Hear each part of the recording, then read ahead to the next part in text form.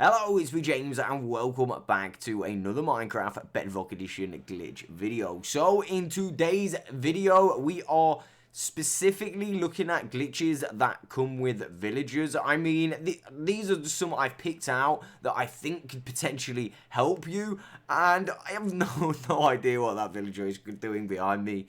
I mean, he does not know whether to have that bookcase out or not to have it out. I mean, dude, make up your mind. But yeah, anyway, again, yeah, we got some glitches, tricks, tips for you guys to do with villagers today. Again, if you haven't already, do me a solid and hit that subscribe button. If you've got any glitches, tips, or tricks to submit, the best place to get me is on the JamFam Discord. Now, if you do not have Discord, you can always add me on the Twitter or the Instagram, and I'll be happy to get back to you there. That being said, let's get straight on into today's video.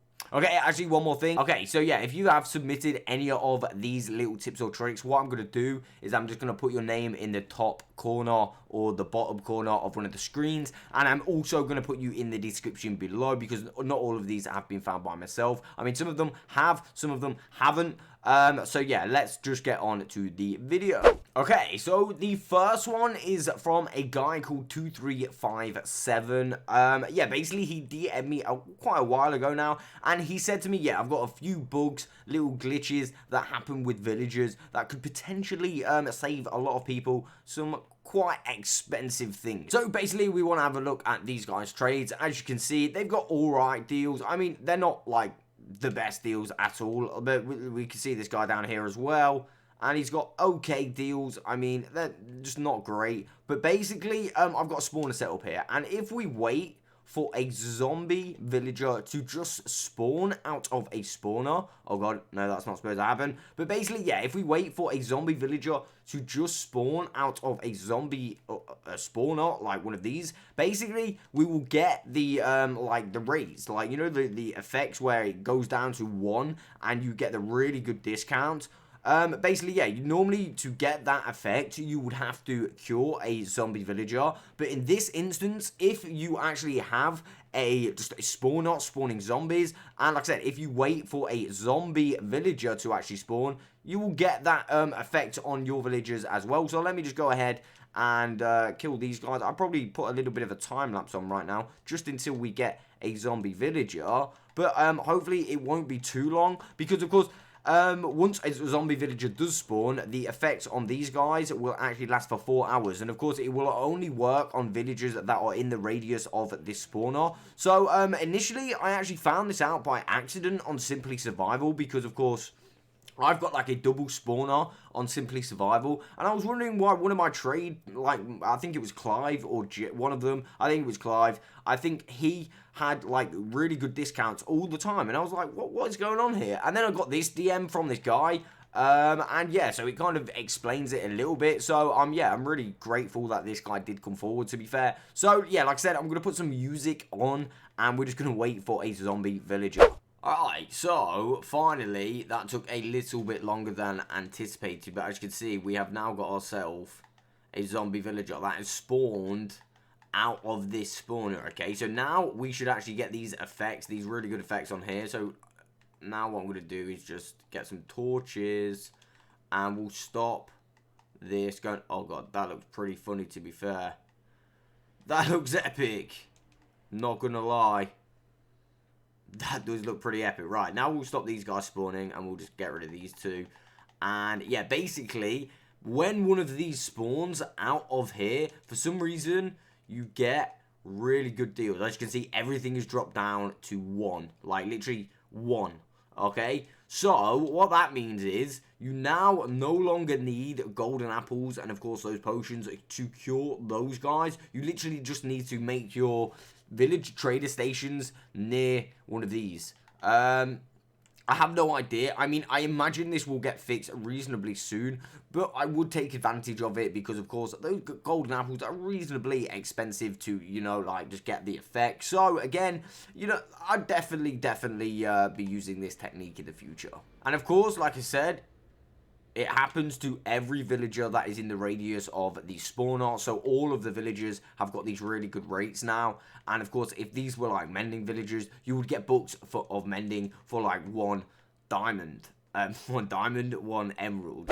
Okay, so the next one, basically, you can see I've got 25 emeralds on me. No more, no less, literally just that. Obviously, I've got all this in my inventory. But basically, what we're going to do is we're going to take advantage of these really cheap trades, and we're going to get infinite emeralds, okay? And I'm going to show you how to do this. It's really, really easy, and it literally is infinite emeralds. So, we're going to start off with 25. Basically, we do need to unlock enough levels for this to unlock level 2. So now we've unlocked level 2, as you can see. So we've got 10 bookshelves, okay? 10 bookshelves. So if we were to place these down and break them, we would get 30 books, right?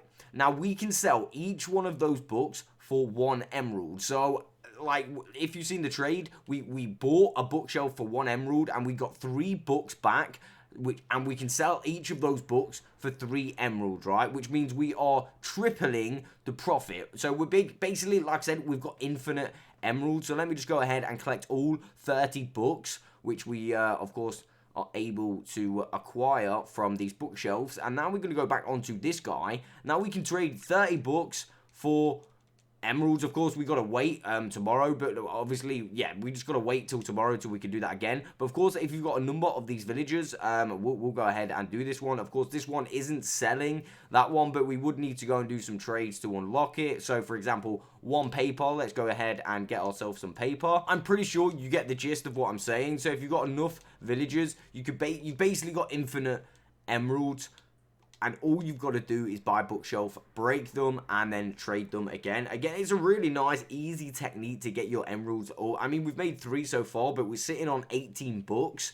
So, we've got another, like, 18 emeralds that we can acquire, which is really, really awesome. Again, we're going to get ourselves some paper just to be able to showcase this in the video for you guys. So, we're going to trade with this guy to get ourselves some emeralds. Again, you wouldn't even need to, like, use these emeralds. So how many are we going to get? We're on to 43, but now we've unlocked this, so we can obviously trade our books again, which we got 3 per one, if you remember. And, you know, we're just going to be stacked out. We're just going to have to wait each day to do this. But like I said, if you've got a number of villagers, you are going to sit on literally infinite emeralds. And again, Chris 5G out of Chris World was the guy who actually told me about this, but I'm sure it's been floating around for some time. However, I'm just going to put Chris's channel in the description below. Let's get on to the next one.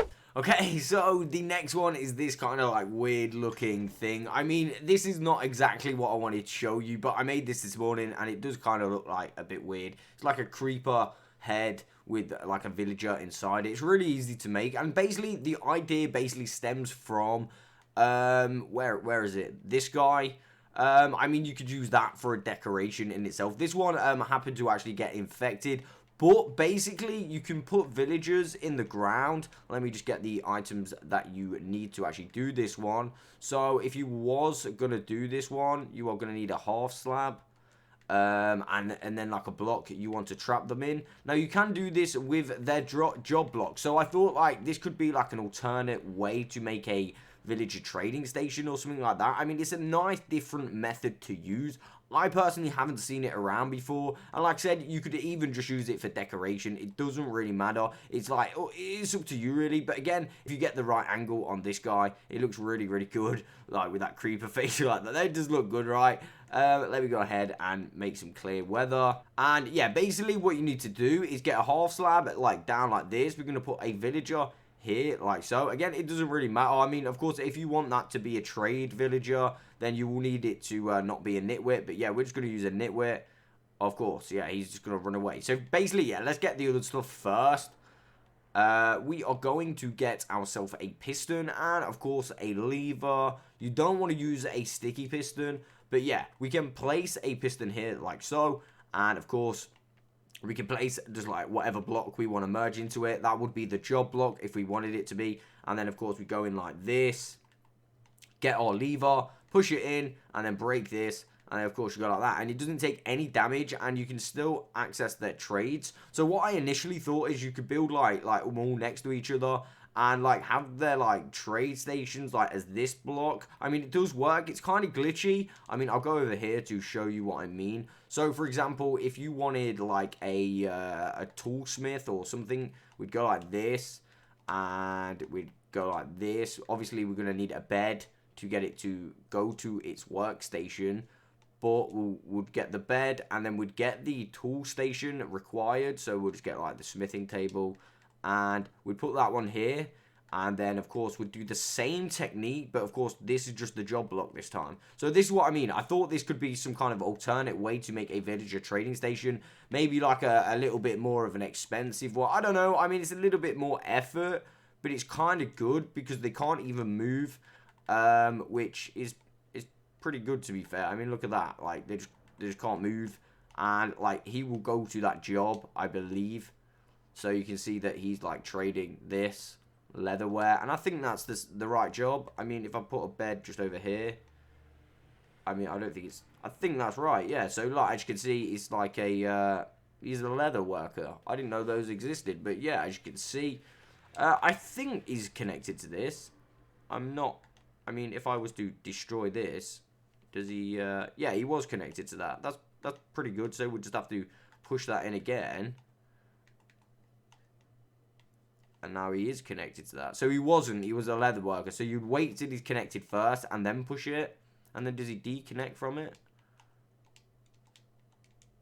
Okay, so now he's connected again. And then you can go into his tool station, which is pretty good. Like I said, it's a nice alternate way to make like a trading station. Okay, so this next one is one of my personal favorites, and I'm not really sure what you could use it for, but I've known about it for quite some time. So basically, as you can see, when I'm holding these emeralds, the villagers are holding the items that they're willing to trade with me. So for example, if I wanted, I don't know, let's just go for this axe right now. If I wanted this axe, really quickly, I could trade to my sword, hit the guy with the axe, and then go back to my emerald so he will hold the item again.